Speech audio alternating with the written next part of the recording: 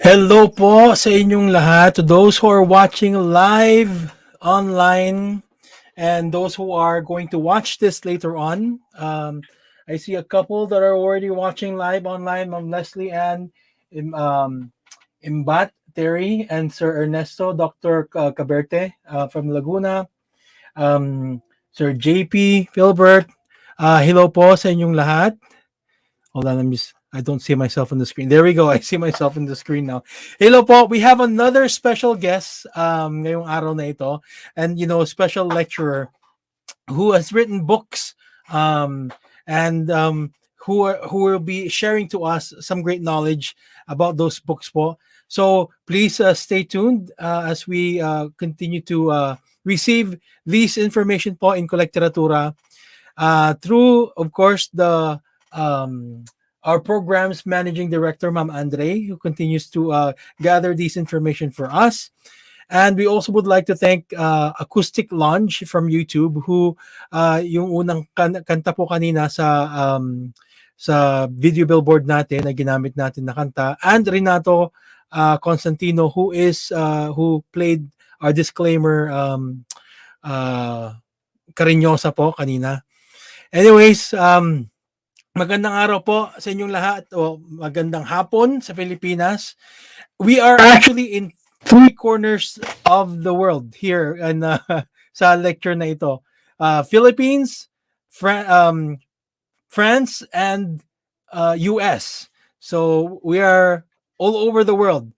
Okay. And Ma'am Andre will explain that. Hello, Ma'am Andre. How are you? Hello po, mga kakultura. Good evening, Sir Alan.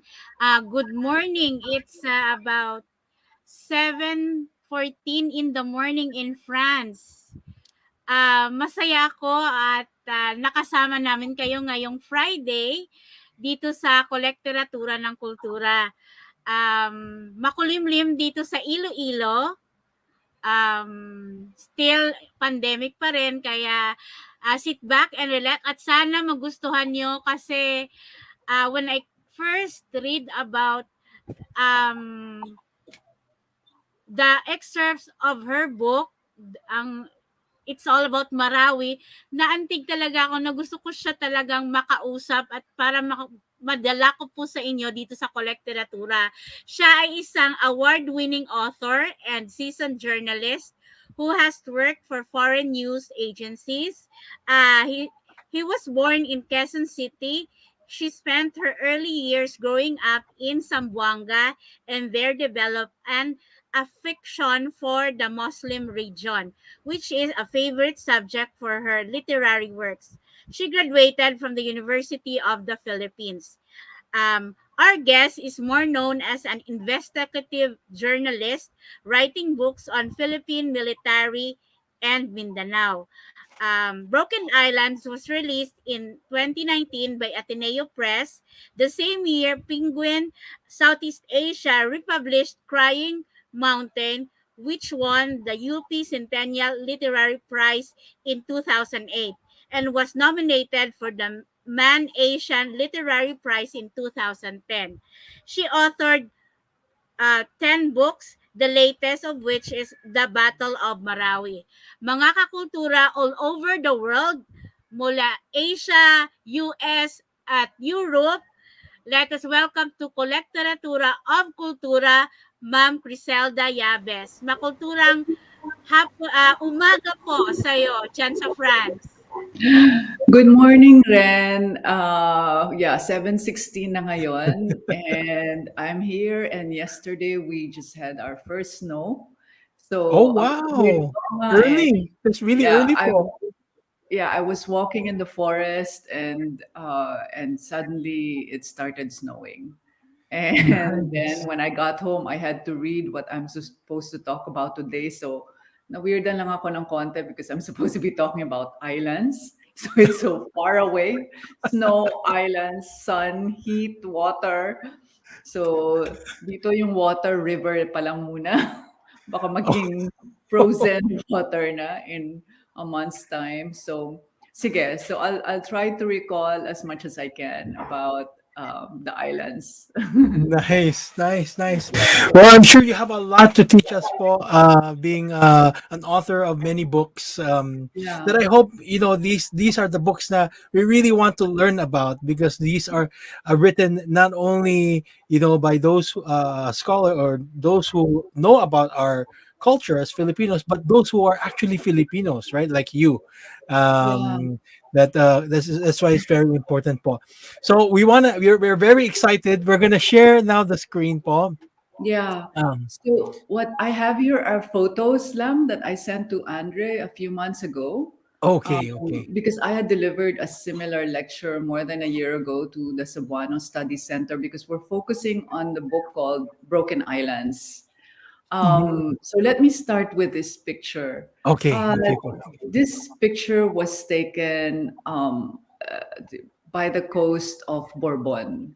Bourbon is a small unknown coastal village um, on the Visayas, on Cebu, on the island of Cebu, around the northeastern part.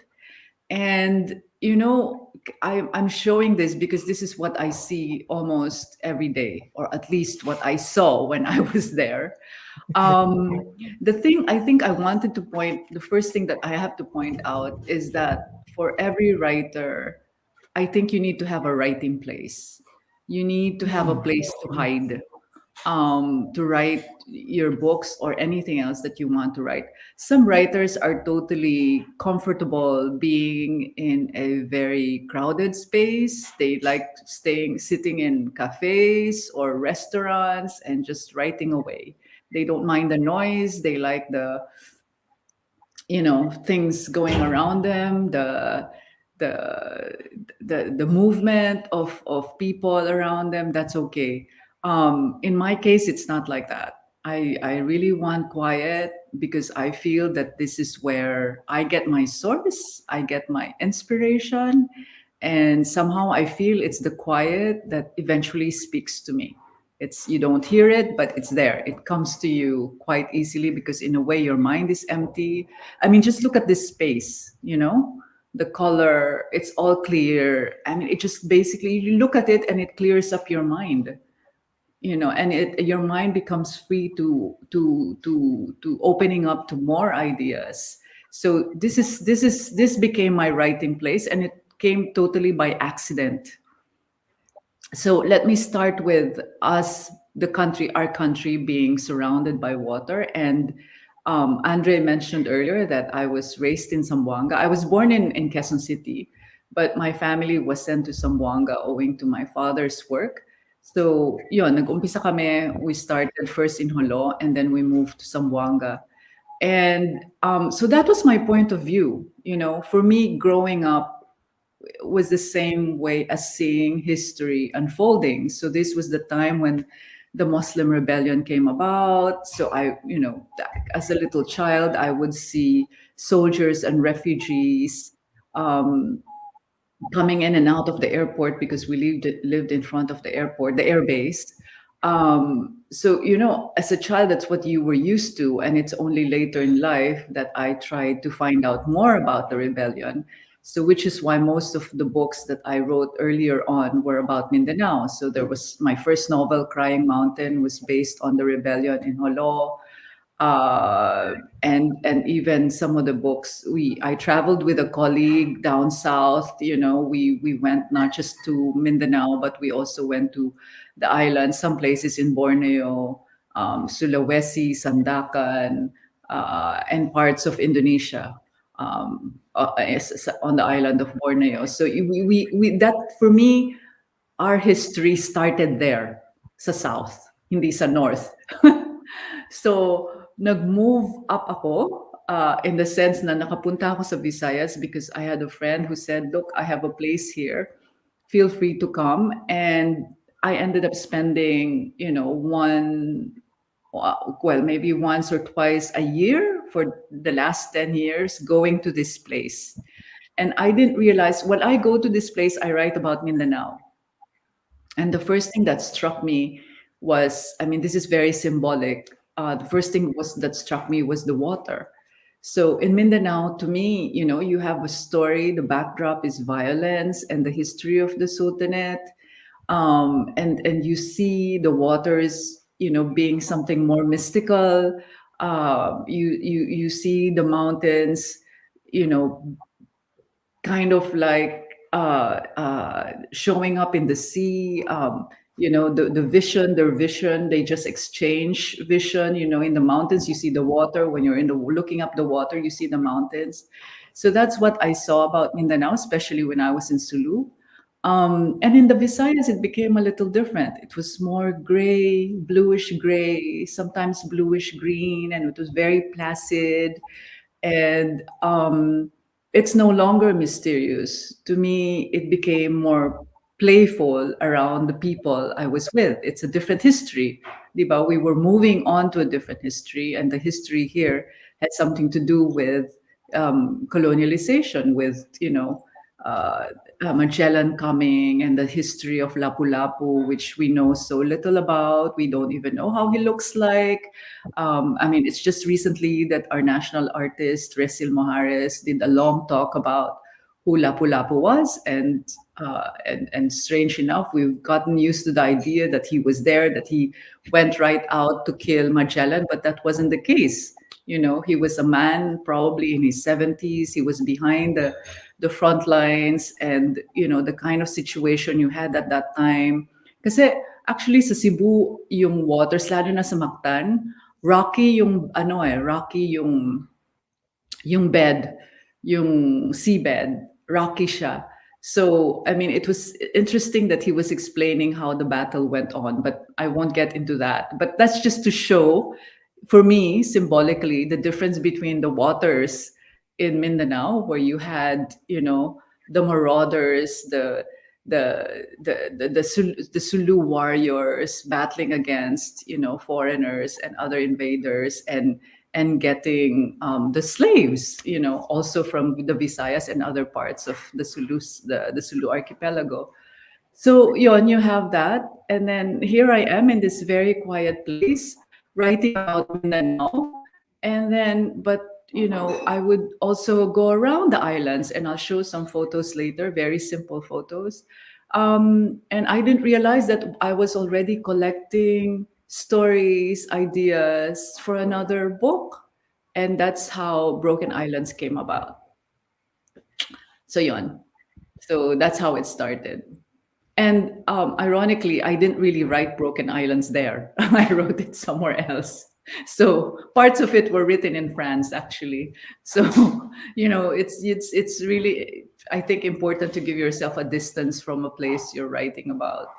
Yun. So okay, shall we move on to the next slide?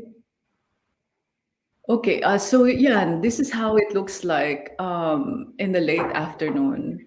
And so this kind of scene already gave the setting to the plot. You have here the villagers going out in the late afternoon, gleaning, looking for food. Um, so right away, the story here is how a small town is still going through a very backward way of living. I mean, when we're talking about economic class, social class, and I was staying, I was staying with friends living up on a cliff. So you have already again the setting of people who are well off looking at how poor people live. And so for me that became like hindi naman the essence, but that became the basis for the plot of the book. The class differences, the family hierarchies, how ordinary people looked at their lives, how families try to keep the family together, and the kind of relationship they have too with the villagers. So yon, it's not an oppressive kind of relationship. In fact, I've decided that in this particular book, the protagonist, her name is Luna. would have a more or less a symbiotic relationship with their house help, whose name is Alba, and who was a survivor of Typhoon Yolanda. So, okay, so we go to the next scene. So initially, when I wrote this book, I had that plot. I had the plot about, Luna being a girl from this town, but being very educated, was sent to Manila and has come back after the death of her father. And, seeing how she is with the people in the villages. So I had that first in mind. That was my original plot, and it was just going to be one story out of three stories because I wanted to do a trilogy. And so when I'd finished that, I was away. I was again out of the country, and when I came back, Yolanda happened, and I've told this story before. I was telling people that. Being a journalist, I was able to get into Samar in Giwan. This is Giwan in particular, and this is the scene that I saw. This is a picture I took from, I can't remember, it was up above the hill of a weather station, or if it might have been on a helicopter with the military. So at that time, no, and when I arrived, when I flew into Mactan, you had all the foreign planes, C-130s, foreign military planes going into either Tacloban or Giwan and other parts of Leyte and Samar for the relief operations. And I was able to come in with the Australian military C-130. And this is the scene of the devastation. So when I saw this, I told myself, well, I'm going to have to rewrite the book. I'm going to have to include this, although not necessarily having it in the forefront. Another book that was written about Yolanda itself and being there is Daryl Delgado. She wrote about a novel about it. It's called Remains. And she's from Tacloban. And she was working, I believe, for a development organization. So she was right into Yolanda. So ako naman, yung libro ko, it's really more like a background. Because the setting for me is still in Bourbon, and my theme still is about the dichotomy of rich poor girl, educated uneducated girl, and how they find how they bonded, how they find answers from each other's lives to the questions they had about living, and going through the grief.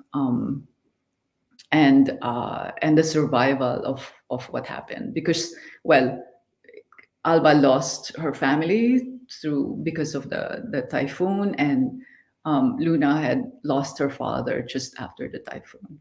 So yon, I had to change it because of the typhoon. I mean, it was a very, very striking thing that also represents so much about our country, which is always hit by natural disasters every year, and this was the biggest disaster we had in decades. And I think also somehow psychologically it has affected us, our psyche, because I think somehow I felt that it has a connection between how we see natural disasters and how we have come to live our lives as Filipinos, where we've also become self-destructive, where we ourselves have destroyed our own natural resources, our heritage, our patrimony. So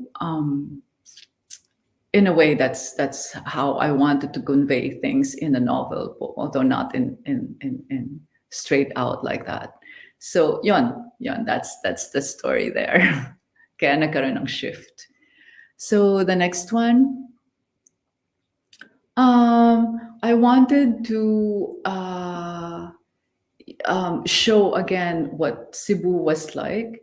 So for me, having come from Mindanao, like I said, there was violence, there was something mysterious about it because of our colonial age.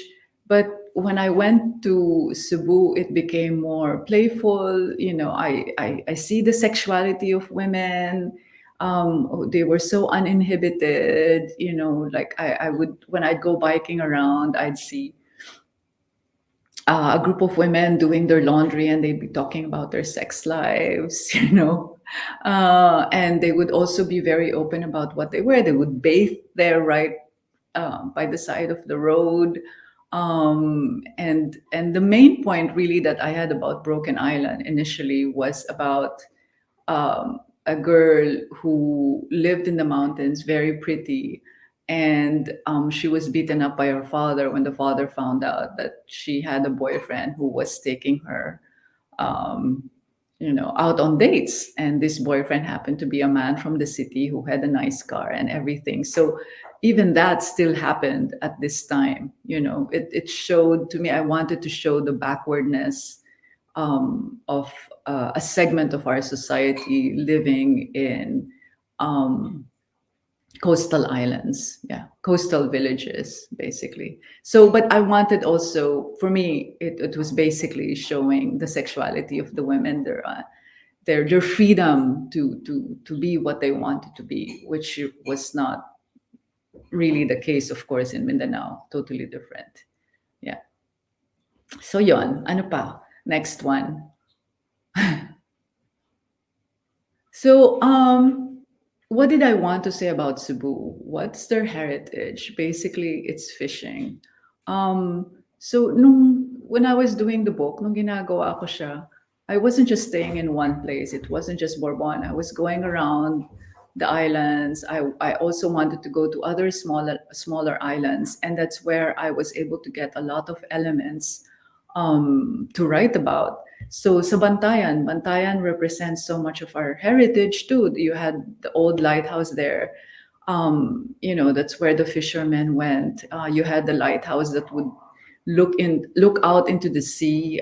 It's right by the Tanyon Strait. You have all the fishermen there at the port. So I wanted to show, you know, how fishing has always been a tradition on this island and this how they survived basically. So yun. So Bantayan was there, and also the character Luna. She liked heritage a lot, and in Bantayan you would still see that. You would still see old houses, old towns, you know, built from the Spanish colonial era. The cathedral was there. So, you know, for the character, she had a drive to preserve these things. Even though it was part of our colonial past, she felt that the only way for you to remember who you are was to preserve your heritage, to keep your heritage. So yeah, that went into the book too, especially the fishing part, because Luna was very attached to her uncle who was doing a lot of fishing. And what did fishing mean? You know, what's the myth? What's the symbolism of fishing to the people of the Visayas? And they're still there. They're still out there doing fishing. It's still their main source of livelihood. And especially in Bantayan, like I said, it's near. It's by the Tanyon Strait, which has one of the biggest sources of marine life.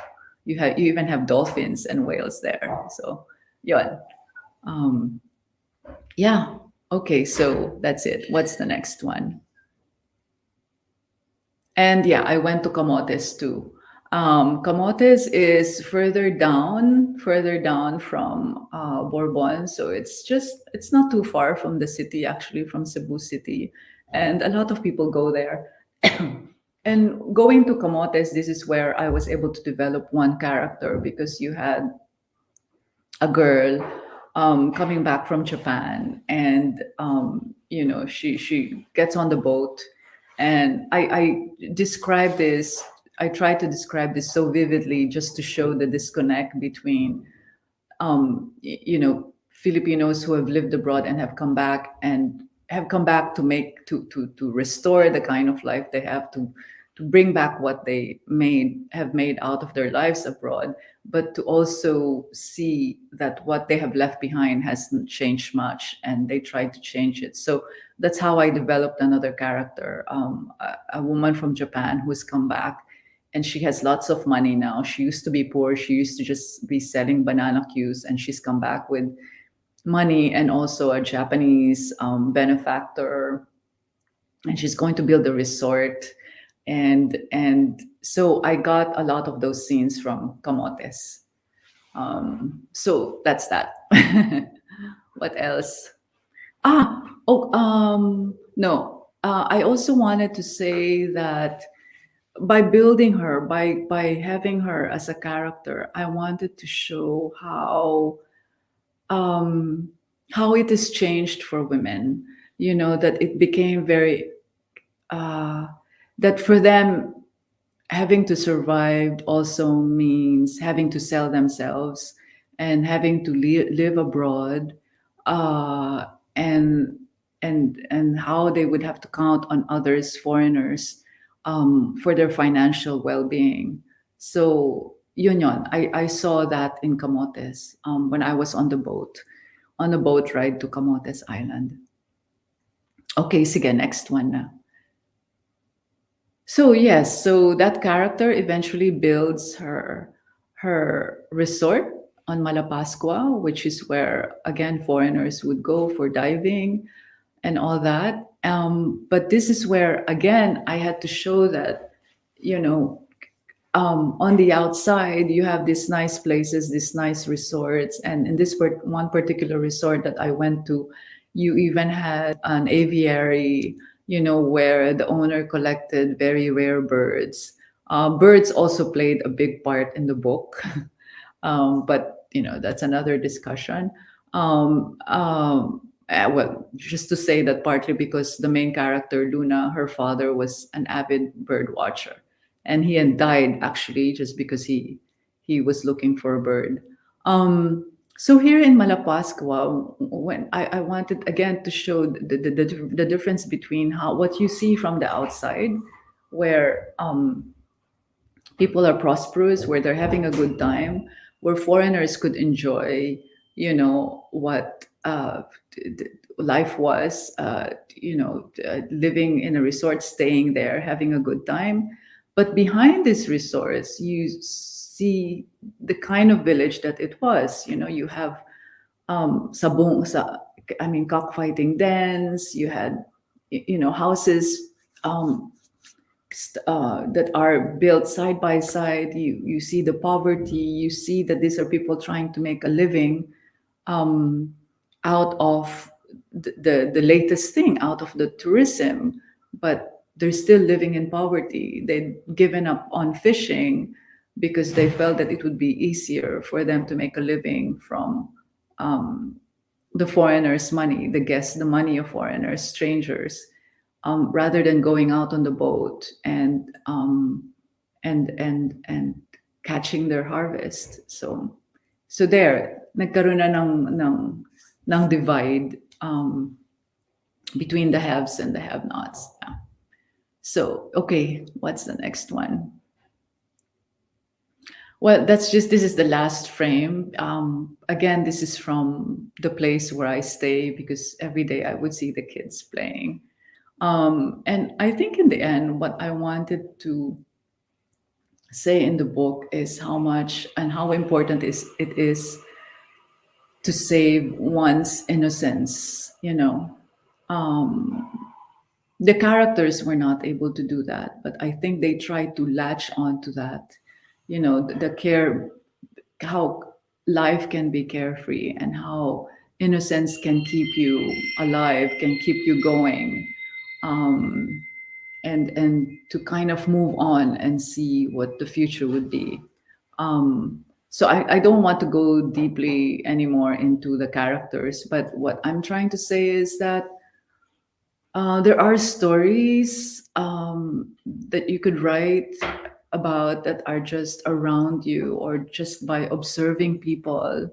And I think that even though I was trying to hide and trying to be in a cave to write what I was writing, there was also a part of me that was out there observing things and places, and that also became part of my growth to knowing about my country. So, paakyat na ako. Nasa Mindanao na ako, sa Visayas, sa susunod Luzon. Although, I mean, I was born in Luzon and I live in Manila, Quezon City, so that's not going to be strange. But I'd still like to think I might discover something new about our country. So, yun, that's it, basically. If there are any questions, I can also talk about other books that I've written. Really interesting. For I like you when you mentioned about writing place. There's a writing place for you Yeah, yeah. because that's the same with me, po. There's actually whenever I do my projects, there's a play. I go to Starbucks You go to for me. Starbucks. It's You not know, noisy. I no, think that's what sa actually streets. that kind of like it for some reason I don't know. There's something with my brain that when I hear music or when I hear somebody talking, it makes it runs better. My brain. Yeah. But I noticed when I'm in the States, especially in some cafes that I've been to in San Francisco, I walk into the cafe and everyone's quiet. Yes. Well, Quiet. I mean, you could actually hear a pin drop. And I said, my God, this is so different from back home, you yeah, know? Kasi back home, when you walk, ang ingay na kagad, yeah, and yeah, yeah. everyone Opo. has their own music, they're playing their own music, even though they're using their earphones, you can still hear it. Yeah. And they're having there's little conversations that even though Yes, you going on can't right in this see it, corner and then another one in this corner. oh, so, yun. Kaya ako, it's like, okay, I'm going out. And to me, I mean, because we're in the Philippines, we're an archipelago, we're surrounded by water. Uh, I felt that became an important source for me. It became an important source of Mm, that's true. inspiration. Yeah. And Yeah. also kasi in the way we read our history, it seemed more like it was the water that was dividing us, you Yes, know, opo. uh, rather than putting us together. And I think somehow there's a part of me that wanted us to be together and To to be together, yeah. understand each other, diba? Yes. I Uh, completely agree with that one also, Paul. With you know, in as far as much as Philippines is an archipelago, divided by the waters and stuff, there's a great connection that water also bring. There's I mean two ways to look at it. Like what you said, it's either to divide us or to connect us. yeah, And I think I lean more towards a connection, mm, as yeah, far as our relationship. And you mentioned about like how history started rather from the south, other mm, than because there's a theory that came from Taiwan, traveling from the north going down. Personally, I always believe that I agree. They it we could have came from both. you know? yeah. Well, I sometimes think, having studied and read books about the Sultanate and the Muslim history, I sometimes feel that, and it's not just me, I'm sure other scholars have felt the same Mhm. way, that maybe if the Spanish hadn't come, if the Americans hadn't come, we would have probably been a Muslim country. So maybe something similar to Indonesia or Malaysia. Yeah. And and really Islam came to our shores even before Magellan came around. I mean, Oh, they were there definitely. since the 14th century. Yeah. So hmm. Most definitely, Paul. I completely agree that Yeah. the And yeah, influence of Muslims coming from the south are yeah, very strong. yeah, But then the uh, the Spaniards came, kind of like you know that influence had been suppressed. yeah. With the arrival of the Spanish And arrival. also the origins of Islam. I mean, when they came there, the missionaries who came, they were not the radical Islam Muslims. In fact, they were, they had their philosophy was something closer to Sufism, and Mhm. it even had influences of Buddhism and Hinduism. So that's something different. But that's another story that has more to do with the Muslim narrative. So, which Yeah. is different now. They're evolving into something different, something And I more. believe they have great influence also in our language and in our writing, Yes. our writing system in the Yeah. Philippines. Yeah. Here's the one question, Paul. Aside from the place, what or who inspires you to write? What or who? No, there's no one specific, and there's nothing specific that inspires me to write. I think it's just a natural course of events, because I'm a journalist, so I Mm. cover things, I see things, I talk to people a lot, and I go to places. So I think it's just natural that I these things would, trigger or provoke something in me, in my consciousness, in trying to understand the story, or in trying to understand the society. So there's not one specific thing, really. I think as a journalist, maybe you're also compelled to write the story that has to be written, to tell Yeah. it, to say it, to tell it as truthfully as possible. And that's not any different from being a creative writer, really. And sometimes they even mix. There's a story in journalism where you feel like it's more fiction, and then when you're writing fiction, you feel like it's more of a reality. So they kind of merge, they kind of go together. And I don't want to have to separate them, really. Yeah.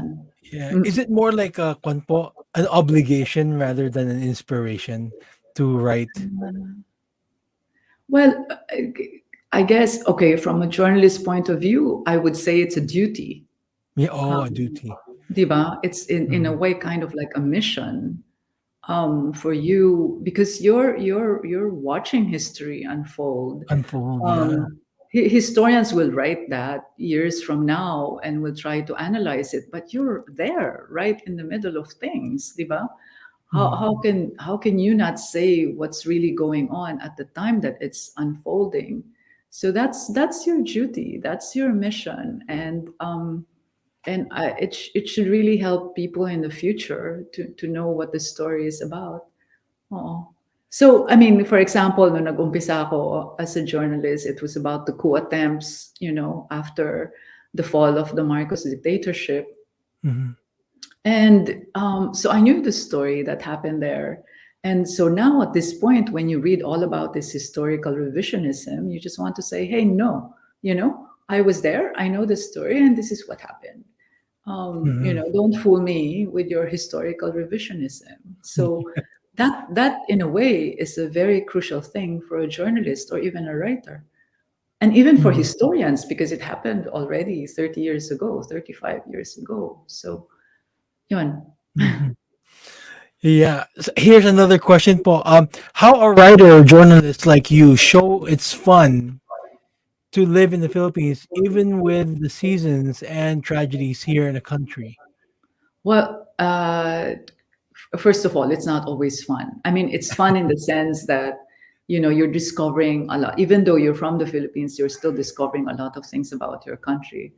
But it's also sad, to Mm. see your country in some way destroying itself, or falling apart, or you wonder why it has become like that. And there's also a feeling of helplessness.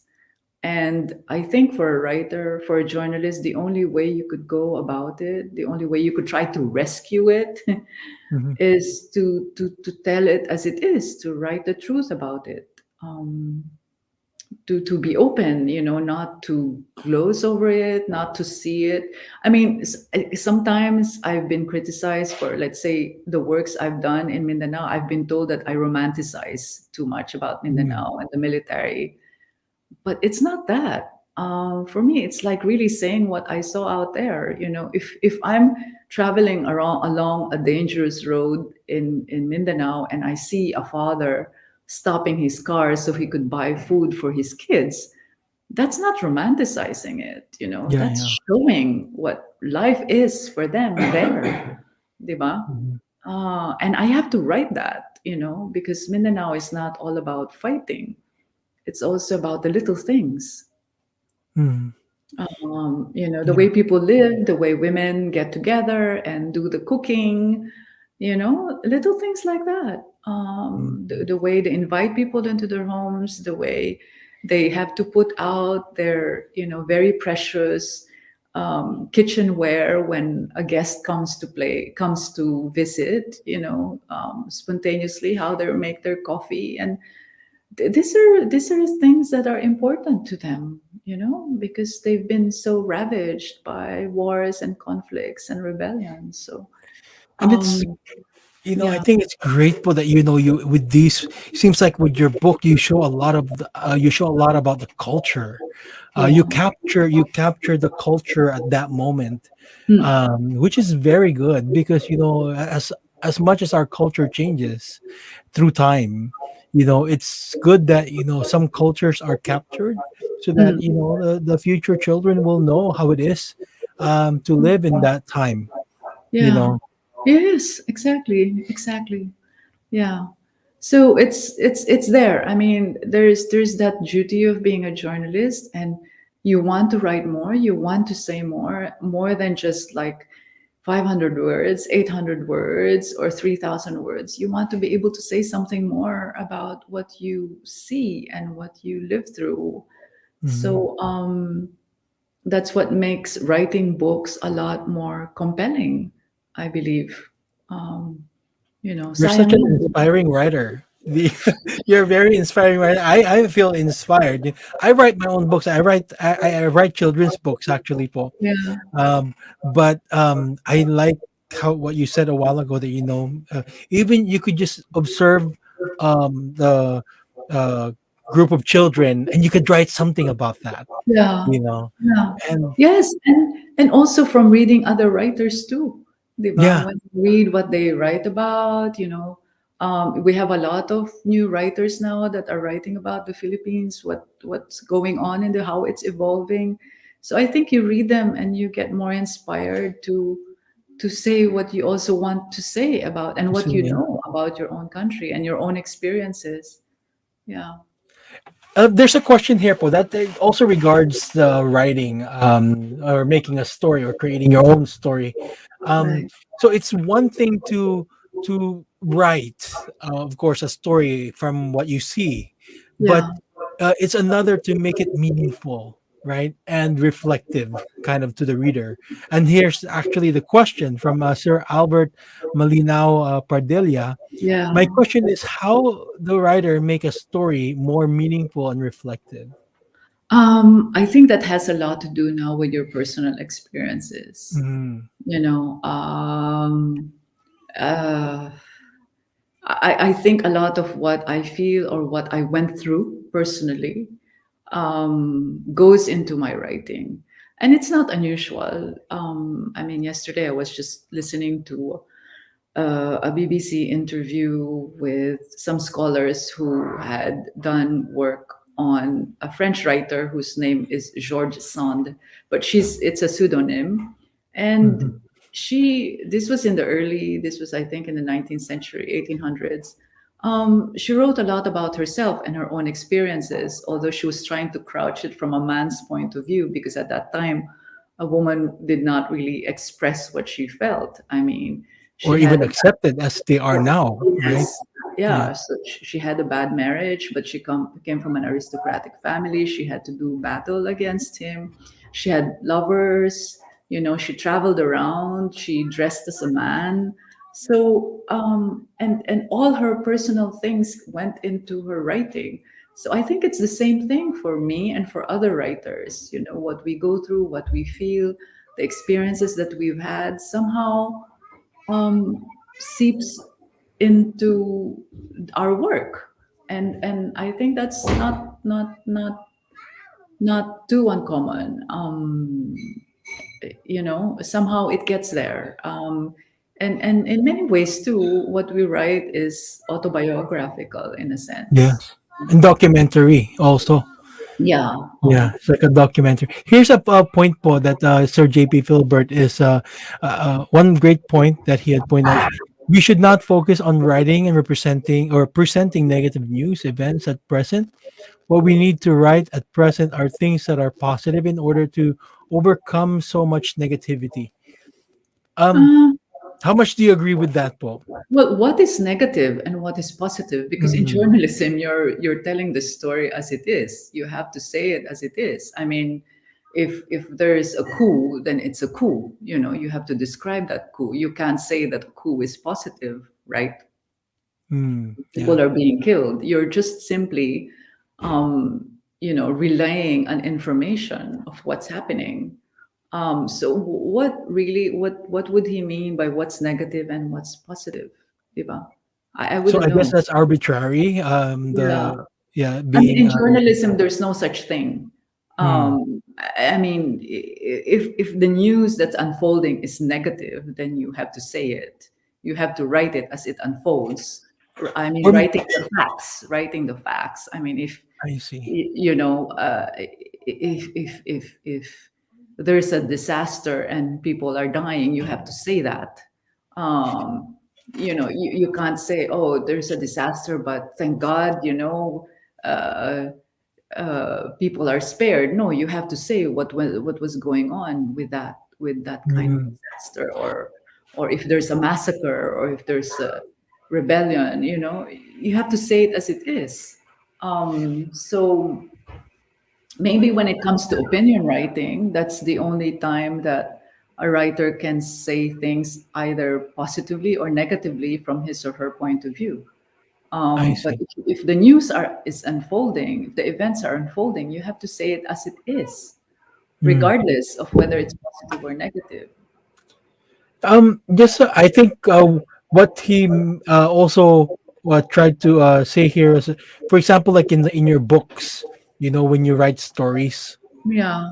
that Ah, you uh, there's a little bit of both naman. oh, okay, Kasi, I mean, like in Broken Islands, for example, so you have conflicts. You also have character. conflicts, right? Yeah, you have the character Alba, who was a survivor of Typhoon Yolanda, and she got herself pregnant. So yeah, you could say that was negative, but she wound up living in a house where she saw inspiration from this girl, who told her that she should study, be educated, that she deserves to have the best in life. So there's both in everything. I think in life you have both the positive and the negative, and it's up to you to to to to to make the most of it, Hmm. to see yourself evolve out of that, I think. So That's hindi naman totally, I mean, yeah. you know, Here's another that's question from vicious Sir question. Philbert. Yeah. Ma'am Yabes, what are the things that you love most about the Muslim culture and Muslim region? What made you write good things It's about about them? um I was still very young when my father moved us to Holo. And this was in the early 70s. And um, I think for me, the basis of writing about Sulu was remembering that my father was at his best. He was very happy. And Mhm. what I also remember was that both the Muslim and the Christian communities were very close. Ah, I did not see a divide. They were very harmonious. I mean, I would see the Muslim families joining the Christian families for Christmas, and mhm, the same thing with, the Christian families when it came to Muslim traditional events, the Hari Raya and stuff like that. So I didn't see that. And you're a child and you're very innocent about these things. You don't know the difference, right, between yeah. Muslims and Christians. You just see them getting together, having parties, and they would see each other at the market, and everything was fine. And then suddenly later on, there's an uprising. And you're trying to figure out, how did that happen? How can a little kid understand that, diba? Mhm, And of course, I grow up later on in Zamboanga, and you would hear about problems in town. Somebody's being kidnapped. mhm. There was again another shooting here and shooting there, and again there were more refugees coming in from Sulu, and so I think all my life, most of my adult life, I tried to grapple with that issue. So, and somehow there's a part of me when I go back there, I still want to see Sulu the way it was before. you know. Mm. And I think maybe that's a mistake. That's where I'm really being romantic. That's where I'm guilty about being romantic. You know, when I go there and I stand on the hill and I see Sulu and I see that it's quiet, it's great, it's wonderful, and it takes away all the violence that's happening, you know. But it was once like that. So I think there's me as a writer attempting to restore that kind of peace that I knew. Um, but of course, it hasn't happened. But at least in that kind of journey, in that kind of quest, I was able to discover something about us, you know, about a part of our culture, about a part of our history. So, and that's important to me more than anything else. Yeah. So in as far as kwan po, do you so you have things, of course, you have things that are important to you, but do you focus po on certain themes or on your book, for example? What do you focus on most when writing your books? Be, well, for some time, I would say it's really about Mindanao, the wars, the rebellions, you know, the Mm. military, especially because I grew up with them. I grew up with this kind of story. I mean, just try to imagine, you know, as a kid, that you see an uprising, you grow up in a place where there's conflict. You go to school. When you graduate from journalism, you see the coup d'états. Mhm. You know, it rolled on. It became part of my life. So there's just no way I could avoid writing about it. So yeah, for a while that's what I wrote about. So so that's why I think coming to the Visayas was a big you know, kind of like a release. You know, I felt relaxed. I felt like, oh, this is different. There are no wars. You know, it's more of internal wars, you know. I mean, wars within yourself, your struggle between, you know, what to do with your values, your culture and all that. So yeah, I lived with that, and it's just now that I'm trying to overcome it. It's just now that I'm trying to, you know, um, reach a full circle. So, and I think I did more or less by having written about the Battle of Marawi.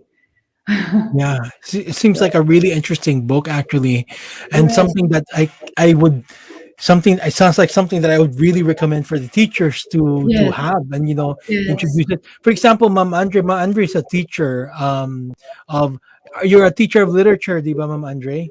Yes, both teacher of literature and history. Yeah. So, So, for example, like with this book, with Ma'am Yabes' own book, how would you introduce it to your students, or like how yung would Battle you? of Marawi or yung Broken Islands? Both because we are in the Philippines, we need to know both. Actually, Mm, as a teacher, I can introduce them by first introducing the writer's background, so that when they read the book, they know already the background of the writer, and if they mm. have a question, so we can, or I can explain to them why the book is being written. Mhm. Really? So Yeah, that's how nice. I attacked a literature writing like yours. That's why it's very important, for example, like Colecteratura like this, uh that we have something like this po, that we feature not only the book itself, but we also learn from the author themselves. Yeah. I feel better, for honestly, with me po, if I were to introduce a book to my students. I feel better introducing a book that I know the author personally, like Right. that an author that I've heard from, how Mm. she talked about her book, or how she or he talked about her book, so that in that way also I could relay it to the students in a manner that how I kind of heard it from the author, him or herself. and Yeah. and I think that's very important. That's why I think with this Colecteratura po, that this is that's really the whole, like the whole meaning of Cultura's own Colecteratura is that for us to feature these like books, to introduce to the teachers. And Mm, thank you for these materials po that you produce. yeah. Really great po. Really great. Well, Ma'am Andre, if you're interested in teaching your students about what happened to Marawi, just let me know. I mean, I'm in France now, but I could ask the assistant of the publisher to see how, Mhm. the books can be made accessible to your class.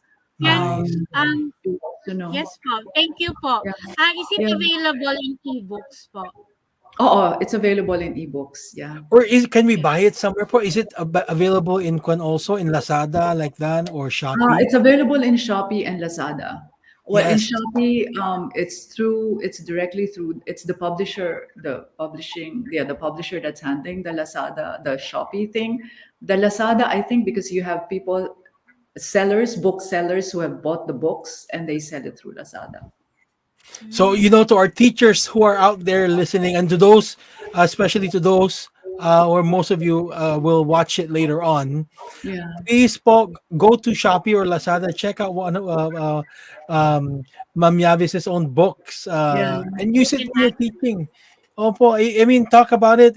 Even if you're teaching, say, a history class, or if you're teaching even science class, or even yeah, um, uh, what do you call this?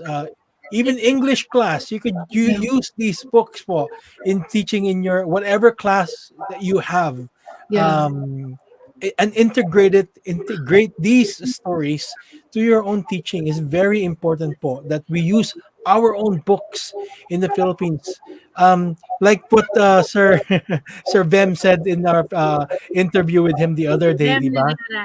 Yeah, Bem Naderas from UP, na sinabi niya na bakit ganun kung kunwari um, yung mga bata, we're gonna teach them PE, and then we teach them how to dance to like for example Pearly Shell, or like or do these things, but we have a lot of music in that are Filipino, yeah, and we have a lot of things in our culture that they can do or they yeah, can dance with, so it's really in the manner that in the manner of what are we teaching our students, our younger ones.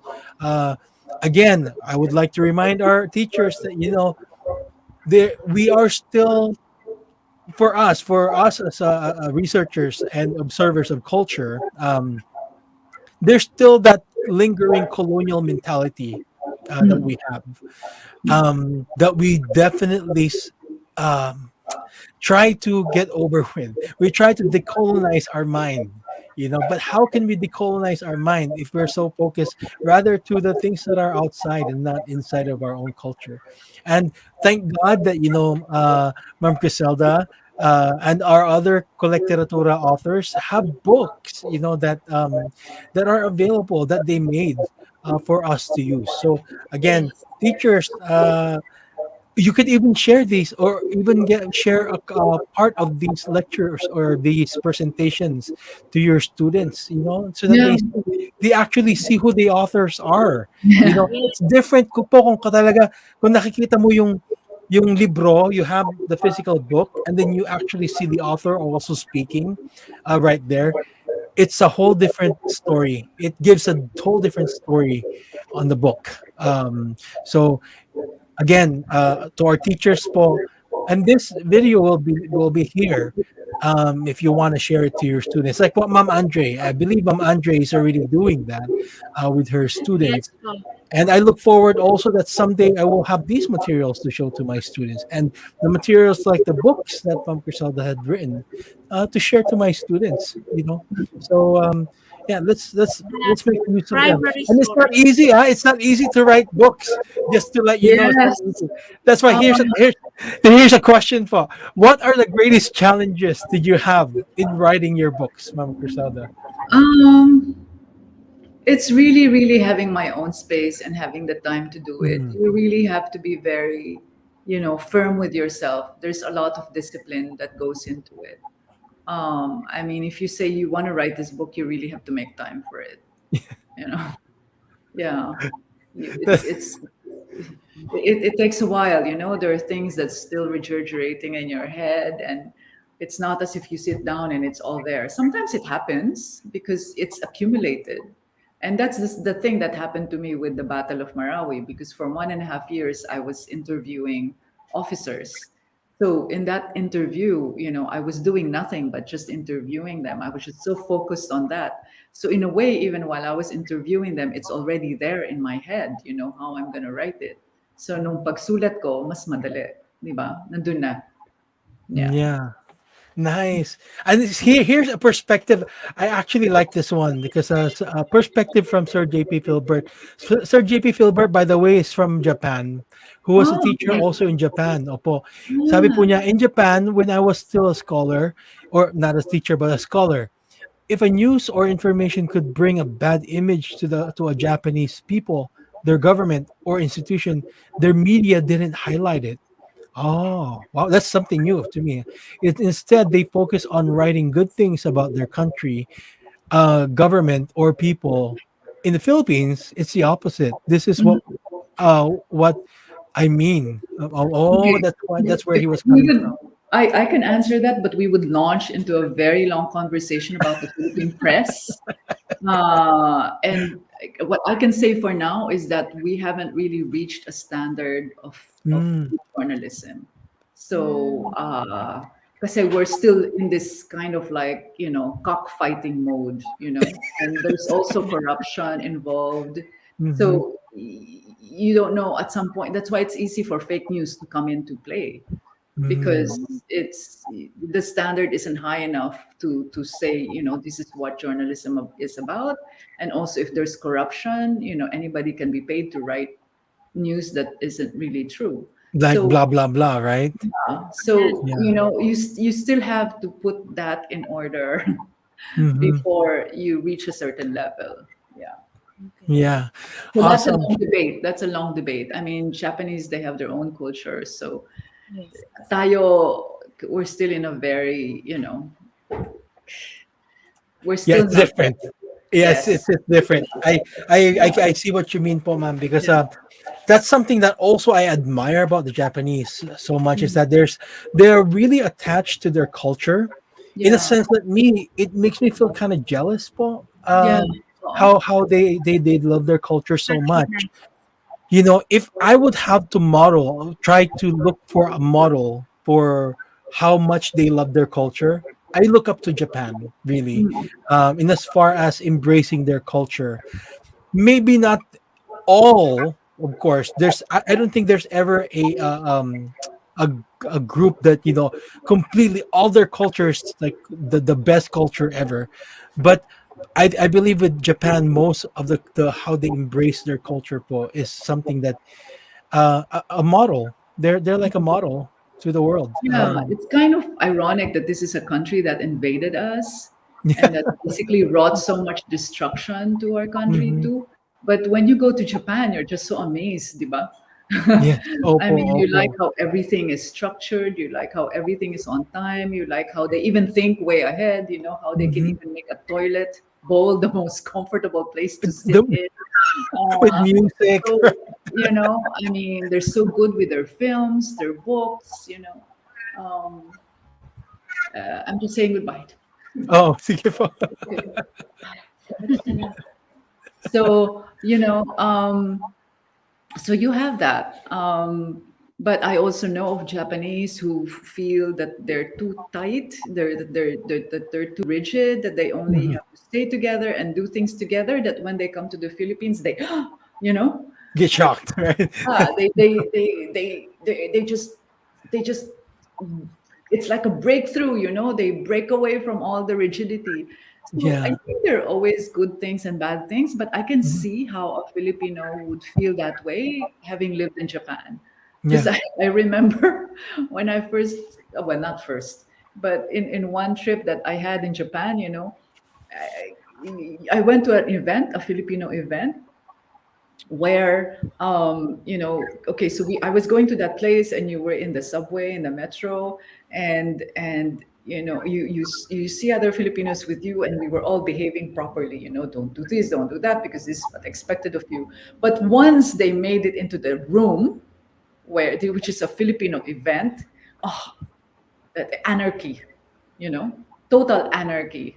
Uh, you know, they were just talking out loud, getting any food they want to get, not lining up, which is totally different from what Japan is. So, what is it really? What is it really about our culture that makes us like that? I don't know. You know, Yeah. There um, are so many things. I mean, not to discredit also how our culture are here there in the Philippines, but there are also a lot of things that are really great. Like how we respect the elders, how we are so accommodating. We're very hospitable people. We're very warm people. There are a lot of things, a lot of great things about us, but only in as far as embracing, I guess, other cultures. We're so easily um influenced by other cultures. yes, yeah, Yeah, we're opo. very malleable. Yes, Yeah, opo. we're easy to change. We're like a Mhm. sponge, diba? Yeah, So, um, to the point that we don't know if it serves us well or doesn't, right? well, I think at this point we could probably say it hasn't served us well. That's true. Maybe it was nice before, it At was the fun, start, right? uh, but now you're thinking, uh-oh, something went Yeah. wrong here, you There's know? something, yeah, something went wrong. Sir Philbert said, I don't understand it, ma'am. Because in our country, our media served as a watchdog or fiscalizer. He's fiscalizer of our government. Ma'am, thank you so much for wonderful points and perspective. It's really enriching and insightful. Yes. With the media, I think they're the fourth branch of the government. um, Yes, for the state. So we patterned it after America, right? So we yeah, have this yeah. thinking that it's going to work the way works in America. But Hmm. in America, the It's institutions are very different. strong. Yeah, very Diba? different. And tayo, we already mixed it with what we learned from the Spanish and what we learned from America. So you put them Mhm. together, it's not such a great mix, diba? That's why there's that stuff word that's going around that we have a damaged culture. In some way, I That's a really, big debate. That's a big debate. yeah, that's it's a really a big debate. Yeah. That's, I mean, something that I would be glad to talk about in the as a group. Um, but I mean, it's there's really something. It needs to be talked about.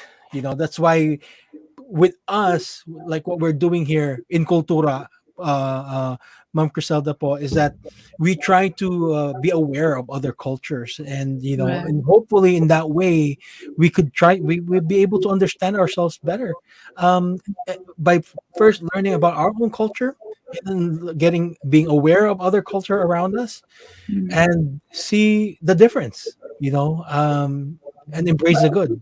Actually, it would really be a good topic if you get like a bunch of writers together to talk about this idea of a damaged culture, because Yeah. this first came out in the 1980s and it was written Yes. in an article by an American. And of course, our reaction to that was, why will I, how dare with, Yeah. How how dare dare you? an Yeah. American tell us why our culture is Is damaged? But damaged. Yeah. really, years later, when I would read it again and I'd say, but he's right, diba? And a lot of the elements that he pointed out were in fact those that were written by Jose Rizal in Noli. Mm, Um, so okay, why Noli, which is like our greatest Filipino novel, why hasn't it really sunk into us, mhm. to change, to be a better country, to be a better people? I don't know. I don't have answers to that. So I think it would be great if you have like, a group of historians, There we go, Ma'am Andre. We have we people, have an insight now for our salitang salitaan. you We have know, another program po, ma'am. We'd like to invite Yes, you for that one. to talk about, our culture really that damaged? Ako, at Yeah. this point, I can say yes. Mhm. I've seen it. And I've seen it from the ground. This isn't just me talking as a journalist in my little desk. I've seen it, and it's scary. It's sad, Mhm. and at some point, you just ask yourself, when, how, What happened? what happened, diba? Has it been there all along, but we just weren't conscious of it? I don't know. Yeah. It's Um, really saddening po, especially because especially here in the West, for example with me, who try to look back and see, wait, what happened? You know what happened to our culture? You can definitely see it from afar. mm, You know what they say po, when you want to look at the whole picture of what's happening is that you stand back. yeah, give it a distance. Yeah, Yeah, give it a yeah, just go distance, back. stand Yeah, back, and then you will see the whole picture. And that's exactly what I saw, coming from the U.S. point of view, yeah. seeing it, and then I'm like, wait, our culture, our Filipino culture is so lost. And books like one of the books that I've Ma'am Andre, the book by Sir, the one that I keep using, see Sir Big Little Man, Big Little Ah, Man. yes. Big Okay. Little Have you? I don't know if you've read about that, po. Big Little Man. No, but I have heard of it. Yeah. Yeah, Big Little Man is a book about a writer, po, a journalist here in Seattle, who is a Season. Filipino but grew up with that colonial mentality, and then grew up having that inferiority complex.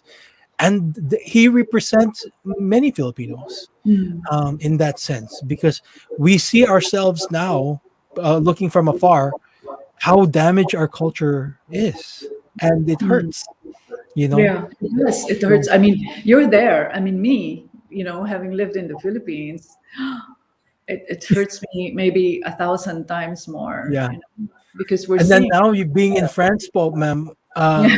Yes. how do you feel? I mean, comparing, you know, No, it's hard because I first moved to France. This was 20 years ago, and I was still as a student. Well, no, I was a fellow. It was a journalism fellow, mhm, and it was here, having lived in France, where I realized that I had to know my history, yeah, really same know here. my history. Yeah, because Okay. everybody, all my friends, my colleagues from other parts of the world, other parts of Europe, they're so deep into their culture Their and culture, their history, they know it. And I'm but like, us, oh yeah, my gosh, I'm a journalist and I don't even know everything about my history, you know? How could yes, that be? So nung pagbalik ko, that's what I did. I really dug into it some more, the differences that we had during the war, the Revolutionary Wars, especially things like that. Read more books about our history, and I became, well, more involved into the story of Sulu. That's how it mhm. happened. Yeah. And it feels a lot. It's so different knowing our culture. I mean, our own history, really. And I don't know. I could go on and on with this Yes. topic on our history, po, especially now that seems like the Department of Education and CHED is trying to, you know, is removing Filipino literatures in college. Yeah. It's very History. saddening. Yeah, even history, the Filipino history Yeah. Philippine is history slowly is getting I, eliminated I from think it's yes. school. really I think it's really absurd in a way, and how our own Department of Education has sent us back, 'di ba? I mean, it should have been their job, their priority, their mission to have Mhm, educated us about our culture and about our mhm. history, 'di ba? From the very start. Kaya nga ngayon ang daming, historical revisionism, parang hindi Yeah, nangyari. Parang hindi yeah, nangyari yung nangyari, 'di ba? yeah. So, I mean, how It's can so that hard. be? You Well, know?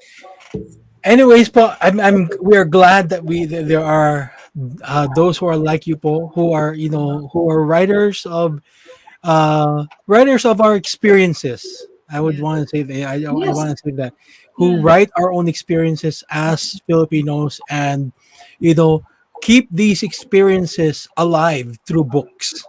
Right. Um, and it's very important for us, for our younger generation, to someday look back and have something to look back to.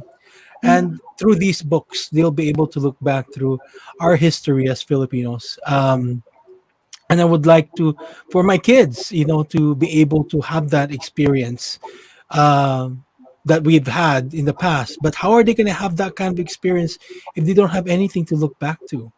How are they going to have how are they going to understand our own history as Filipinos if there's nothing to look back to?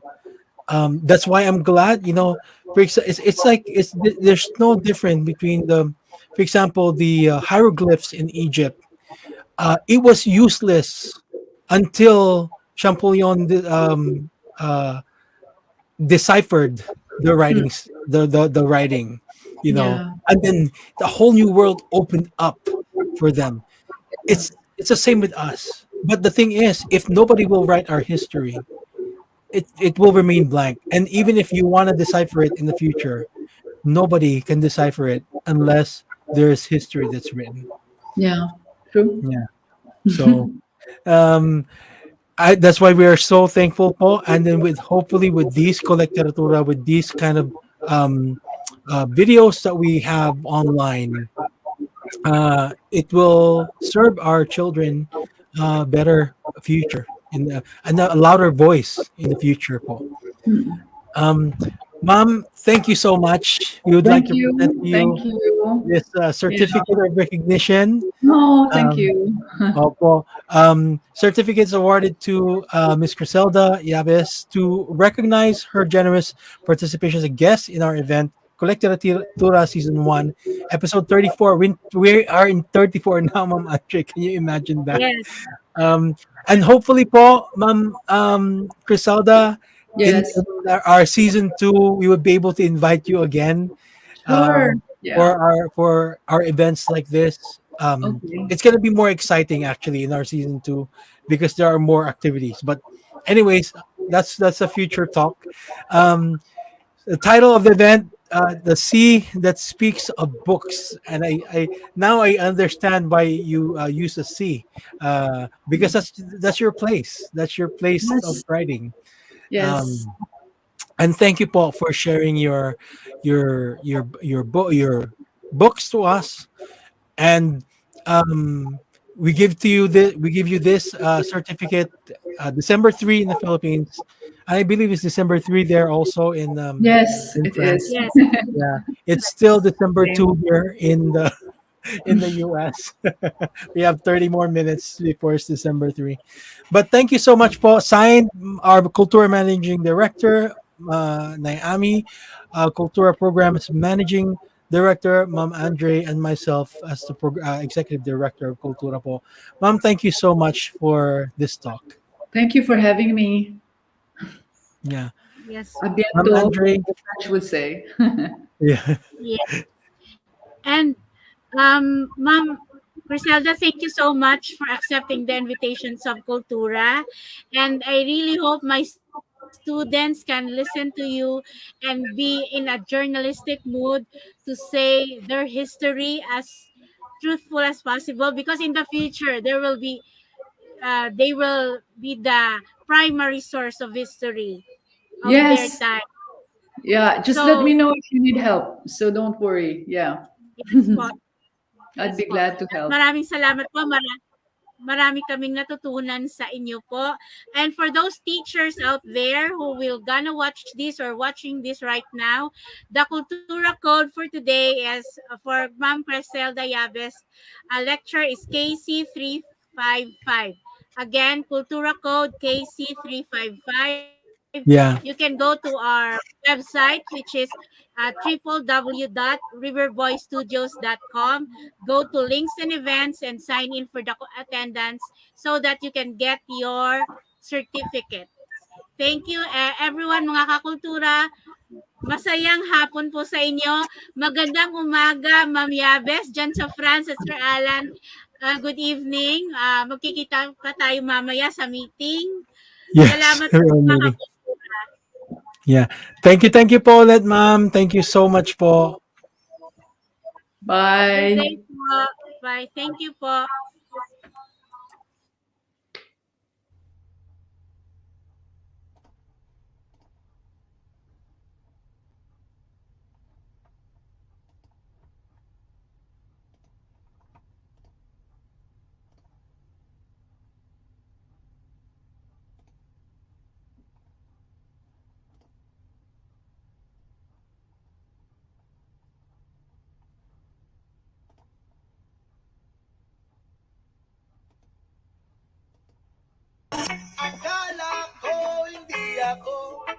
pag-ibig sa'yo. Ikaw pala ang aaki sa puso ko. Yes, ma! Kaya ngayon'y laging gulong-gulong ang puso ko isipa. Araw-gabi ay pangarap ka at sa tuwing sa babayan ang iyong ganda at hindi na rin pinansin pa bawat ngiti may gayuma. Dahil sa akala ko hindi ako ibig sa'yo. ikaw pala ang aaki sa puso ko.